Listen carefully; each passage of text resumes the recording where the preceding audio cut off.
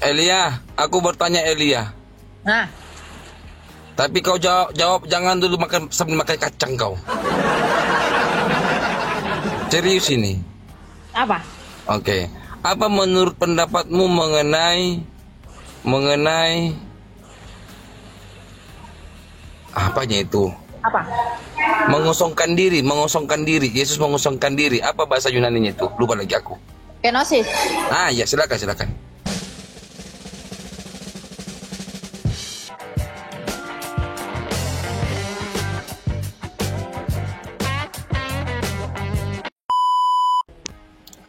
Elia, aku bertanya Elia. Nah, Tapi kau jawab jangan dulu makan sambil makan kacang kau. Serius ini. apa? Oke. Apa menurut pendapatmu mengenai apanya itu? Apa? Mengosongkan diri. Yesus mengosongkan diri. Apa bahasa Yunaninya itu? Lupa lagi aku.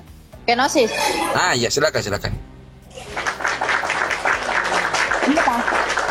Iya, silakan. Apa itu berkenosis? Terus jelaskanlah apa itu berkenosis, silakan. Berkenosis itu adalah Tuhan Yesus mengosongkan dirinya.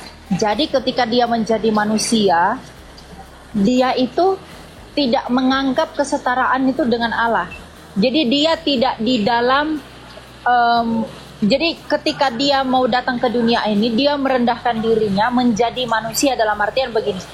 Ketika Rasul Paulus itu bertemu dengan sekinahnya Tuhan Yesus, saking terangnya cahaya itu, mata Rasul Paulus itu jadi buta. Artinya, Tuhan Yesus itu ingin dilihat oleh manusia, tetapi Tuhan itu tidak mau manusia itu kesakitan ketika melihat dia. Makanya dia datang menjadi manusia, artinya dia yang adalah terang yang tak terhampiri, agar dapat dijangkau oleh manusia yang terbatas, dia merendahkan dirinya, sehingga datang menjadi manusia agar manusia kenal dia. Gitu. Jadi itu yang disebut dengan berkenosis. Jadi dia tidak di dalam tahta ilahinya, tapi dia datang ke dunia ini menjadi manusia. Menambahkan kodrat kemanusiaan itu di dalam dirinya agar dia bisa diterima dan dilihat oleh manusia. Artinya ketika Yesus datang ke dunia dia tidak ilahi? Dia adalah yang ilahi. Tadi kau mengatakan tidak dalam tahta ilahiannya. Ya, dia kan bukan dalam pengertian tidak di dalam kesetaraannya dengan Allah Sang Bapa. Ketika dia mengosongkan diri, bukan berarti keilahian dia itu hilang. Karena satu pribadi Yesus, dua kodrat ilahi. Dua kodrat. Yang pertama yang ilahi, yang kedua yang insani. Oke. Bukankah itu pemaknaan bahwasanya Rasul Paulus lebih mengajak jemaat di Filipi supaya seperti Yesus yang berkenosis, mengosongkan dirinya, maka jemaat di Filipi diajak, yuk seperti Yesus yang mengosongkan dirinya. Bukankah poinnya adalah kepada jemaat di Filipi? Maksudnya manusia disuruh mengosongkan dirinya. Seperti Kristus mengosongkan diri menjadi mengambil hati seorang hamba, maka yuk para jemaat di Filipi, yuk kita menjadi hamba yang benar-benar menghambakan diri kepada Tuhan. Itu kan udah masalah tafsir, bukan doktrin lagi. Boleh ditafsir begitu, kalau untuk moralnya ya silakan aja. Tapi kan kenyataannya nggak mungkin yang ilahi itu tanpa menjadi manusia, dia bisa dilihat oleh manusia. Karena tak seorang pun melihat Allah, tak seorang pun mendengar suaranya. Aku ngambil poin begini. Karena itu kan ajakan Rasul Paulus kepada jemaat di Filipi kan begitu. Sebagaimana Yesus berkenosis kan begitu.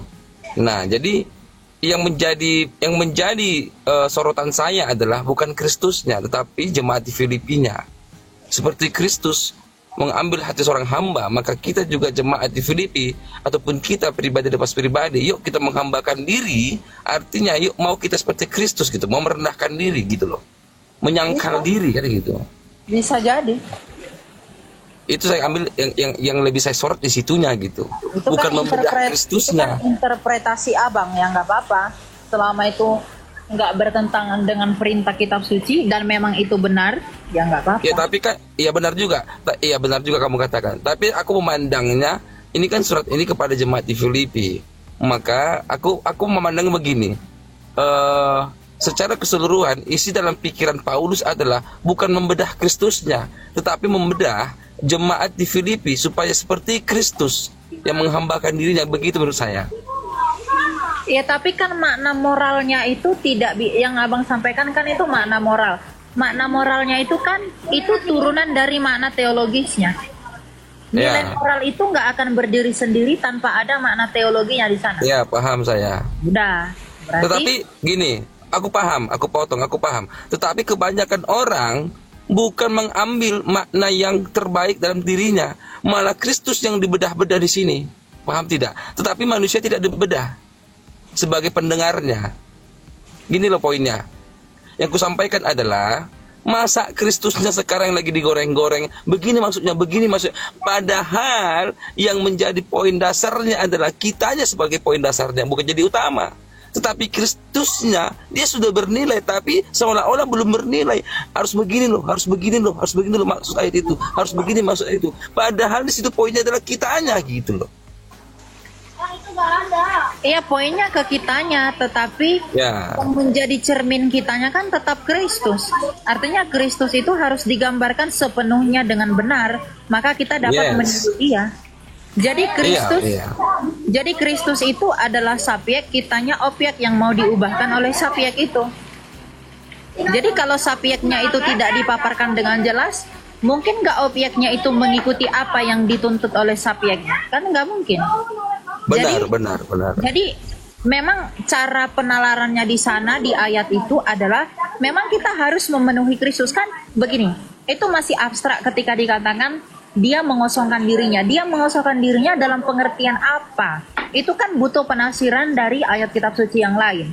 Nah, ketika itu sudah diketahui jemaat di Filipi, maka dibagikan makna moralnya kepada kita sebagai pembaca.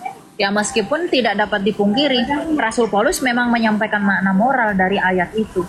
Tapi yang ditekankan sebenarnya adalah bagaimana Allah di dalam teologia itu memang mengosongkan dirinya demi cintanya kepada kita. Maka kita pun harus demikian. Jadi kalau kita ingin seperti dia, maka lihatlah apa yang dia sudah kerjakan agar kita bisa seperti dia. Gitu. Oke. Aku tidak mempersalahkan pendapatmu. Ya, karena pendapatmu adalah yang terbaik menurutku sejauh ini kan gitu. Karena tidak bertabrakan dengan